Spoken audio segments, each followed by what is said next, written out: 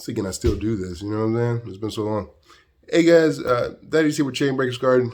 First off, I want to tell you happy holidays, happy New Year. Missed all that stuff. It's been a minute since we made a video, so I got a lot of stuff going on, man. School, work, and this backyard farm, and trying to get all the particulars of it and stuff like that, and all that stuff in order. So I've kind of been away from the YouTube side of things, just really updating via Instagram. But I'm going to show you that we're in the grow room, the grow porch, I should say. This is my man cave for the time being. Up top, calibration. I think it's just a fancy word for red Russian kale. That's what I think. Because there's red Russian kale. Well, I guess not. I guess they kind of look a little different. But anyway, this is calibration. That's from Johnny Seeds. That's broccoli. If you checked us out on Instagram, you know we just harvested two heads of broccoli. Came in at 2 pounds, a little bit over 2 pounds. I was really excited about that. That is Black Magic, and it just, I don't know what I'm doing wrong with Black Magic. I'm really good with kales, but this one is not. We just ain't riding. I just don't know. That's Red Russian, and it's drying out. It's got a lot of water, so I'm gonna water it a little bit. We'll have to water it some more. See those? There's some dry leaves there, some wilting on the outside. I did something really. That's probably my mistake though. What I did. So there was a batch of plants out here that just for whatever reason didn't work out. They got too leggy, and I pulled them out, and I just tried to repurpose and reuse that soil, right? So I tried to reuse it, and maybe that's the reason why these down plants trying to regrow in that batch of soil is kind of struggling a little bit. That's something to keep in mind going forward. I think they're okay. I think we can just got to water them really thoroughly. But I think that's what happened. And I'm headed out right now to go get some more soil. So, but that's Red Russian. And I got a ton of them because Rare Seeds, they always send you like free Red Russian kale. So I got plenty of that. And that's another batch of Red Russian. Not Red Russian, but that's calibration. Everything out here, what we've done is I've decided to get rid of the domes off everything. And everything just has to start growing like this. Win or lose, if it fails or it succeeds, there's no plastic, there's no anything. We're just growing them using the bottom feeding system from the bottom. The reason I did this is because I found that spinach was really picky about it being too controlled of an environment. Now with lettuce, all lettuce is grown in these containers with tops, and it works fantastic. And I'll walk outside here in a second and show you it. And it's just a bunch of broccoli hanging around here. We were blessed enough to hook up with a CSA that wanted broccoli. Kind of aggressive endeavor to grow 300 plus heads. So we have 400 total in here. Looks like it's probably more like, I don't know, probably looks like from afar, looks like we're 380 or so. But it's a really aggressive endeavor. So what we're gonna do is I'm gonna leave here. We're gonna show that lettuce that we started indoors. I'm gonna show you what it looks like now outside. So I'm gonna pause for a quick second, and we're gonna go ahead on outside. All right, so we're back out here. Man, the wind, it's been raining like nonstop for 3 days, and some people were like, yeah, you're getting all this rain and it's so great and fantastic. But rain does one thing really well, and it creates mildew. I got these big collards, right? I got these big pretty collards, but the rain, guys, whenever you start, it creates this mildew issue because it's raining all night and day, and so there's no absolutely time for them to dry out. So that's a bit of a concern. I got more weeding to do. I've weeded this bed 1,000 times. I weeded 1,000 times more. That turnip patch over there though has blocked out all the weeds. Guys, you probably don't want to do what I did here, but they look like they're done really well. You probably want to thin them out a lot, but I decided to just let it go to the turnips. What they'll do is they'll block out all of that and be fine. But yeah, that's a concern. And if you guys can see, this is You know what it is. Anyway, this is the lettuce that we started indoors. It's been raining constantly. So clay soil does a crappy job of losing moisture. So that is my concern.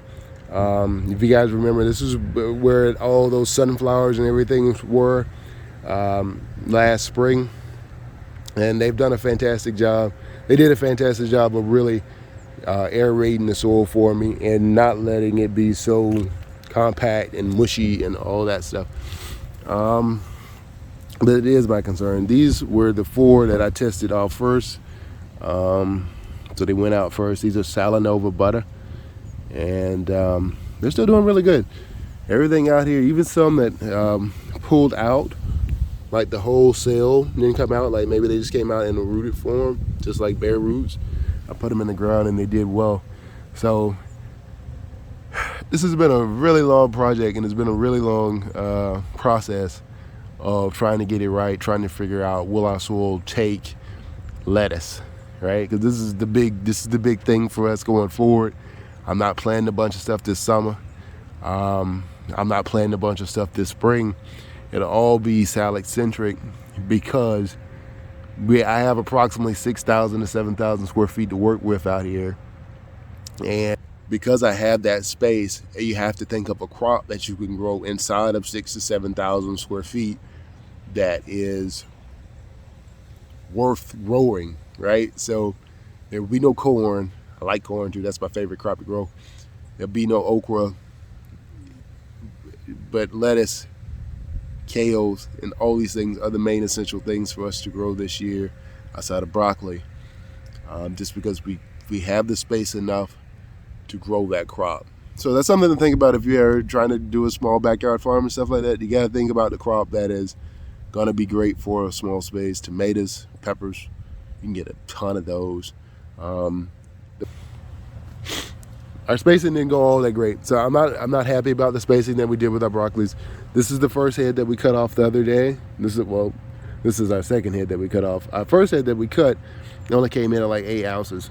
So then I cut off that first head the second time for these 2 here. They both came out at a pound a piece, and I got cued to know to go ahead and pull them because all these little side shoots started coming up. And so this will be the next one to go, and the next one to go, and the next one to go, and then so forth and so on.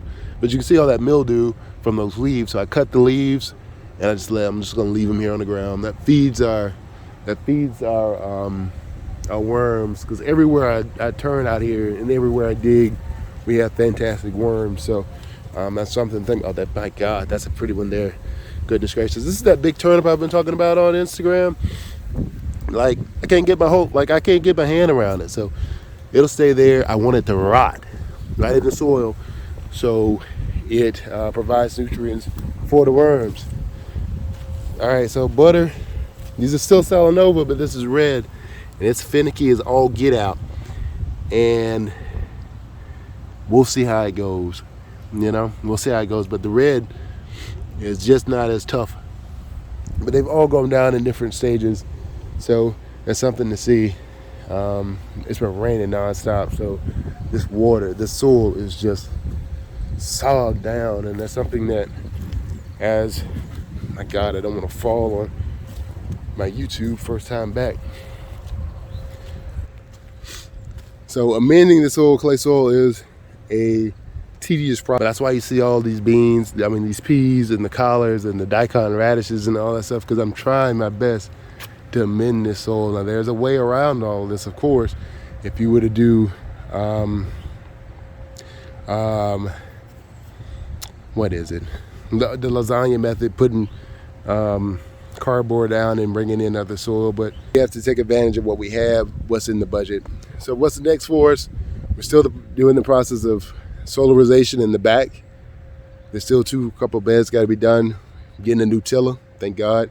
And the back portion of my house, back portion of my porch, is I'm going out right now to get my cool butt and some insulation. I'm going to convert that back portion of my porch into a 5x5 or almost 6x5 walk-in cooler. You want to check with the USDA You can be reimbursed for that. You just got to document all your expenses.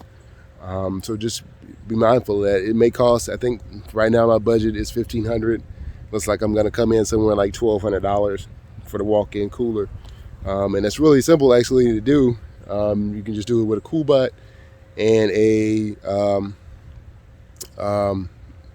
outdoor, I'm not an outdoor, but one of those ACs that's hang in the window. But that's it for today, guys. That's all I got. It's been a while. This video is long. I really don't care because I haven't done this in so long, so I'm kind of unused to it. Like, I'm trying to get back in the swing of it. And I just want to thank you guys so much for liking, sharing, commenting, even when we haven't been making that many videos, and still following us. We'll continue to make these videos as I go along.